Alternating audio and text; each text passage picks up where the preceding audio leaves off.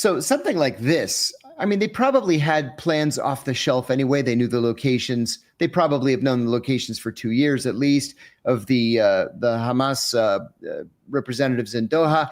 It was just a question of implementing the plan. Now, one of the questions that I have is, what was the Saudi role in all this? Because whether it was a plane or a drone, and Jonathan, I think, intimated that it was a plane.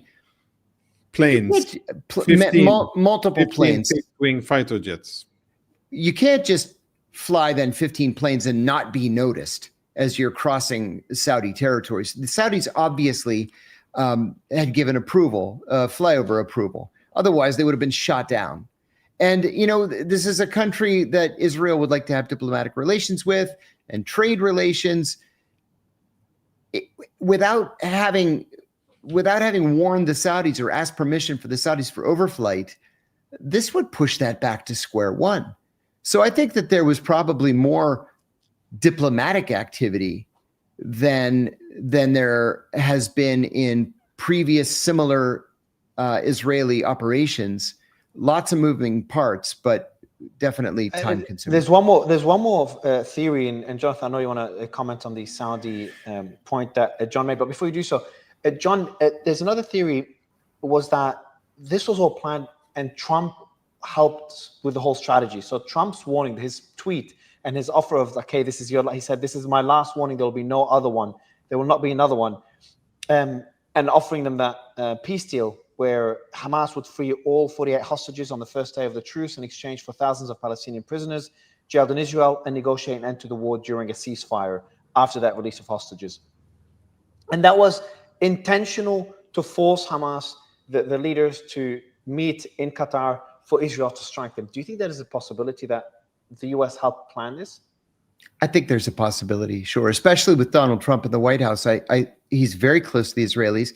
He's personally close to Benjamin Netanyahu. So I think that's a possibility. We haven't seen any statement come from the U.S. Defense Department or the State Department for that matter. So I think we probably won't know for at least a day or a couple of days until word starts to leak out.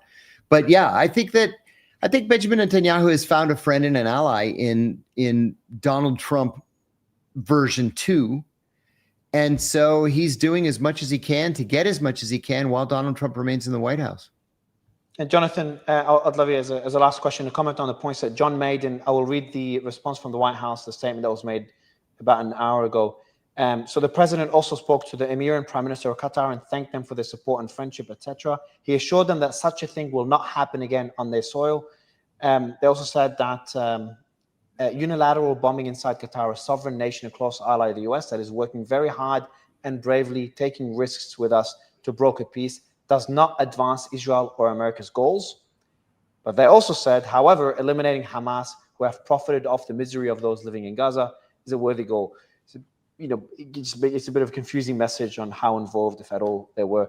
And where do you stand on this, Jonathan, and on the point that John made regarding Saudi as a final point? Yeah, I don't think the Saudis are really in on this. And without going into too much detail, there's more than one way to skin a cat. And there's more than one way to deliver aerial ordnance from a fixed-wing plane from very, very far away. You definitely do not have to be in anywhere near Qatari airspace in order to deliver bombs with tremendous accuracy. And the Israeli Air Force, I think, has proven with a lot of operations over the years that it has excellent targeting capabilities, also defensive and planning capabilities. And I think that this whole operation is much more related to Syria. I don't think I agree with most of what comes out of the mouth of Scott Ritter, but I think he has a point here in terms of how he drew the connection, according to what you said, between the strike in Qatar against Hamas and the previous night's strike in Syria. They seem to be connected. And also Turkey seems to be connected indirectly in this sense. But I think the bottom line here is important. I think what Israel has done is, again, kind of shuffle the cards and hopefully sent a message to terrorists and their supporters and countries that think about harboring terrorists, that even if you've been a beneficiary of the US for a long time, and even if you think that you are untouchable, like you're a made man in the mafia, you're not. And if you harbor evil terrorists that kill Israeli civilians and try to kill additional Israeli civilians and claim that you want to wage jihad until the last Jew is dead in Israel, then you are a target, no matter where you are. And it's a matter of a political decision because the military capabilities exist. Israel has the intel and the ordnance delivery capabilities. And I think what Israel did now is to kind of indicate that, well, we are serious and we are going to deliver justice to each and every senior terrorist of value that threatens Israel.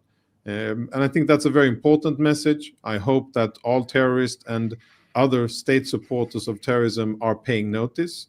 I would wish that the Turks would stop housing and supporting Hamas, because that looks like the next episode, maybe far away, but it looks like kind of the next episode in this saga, and I would rather avoid it.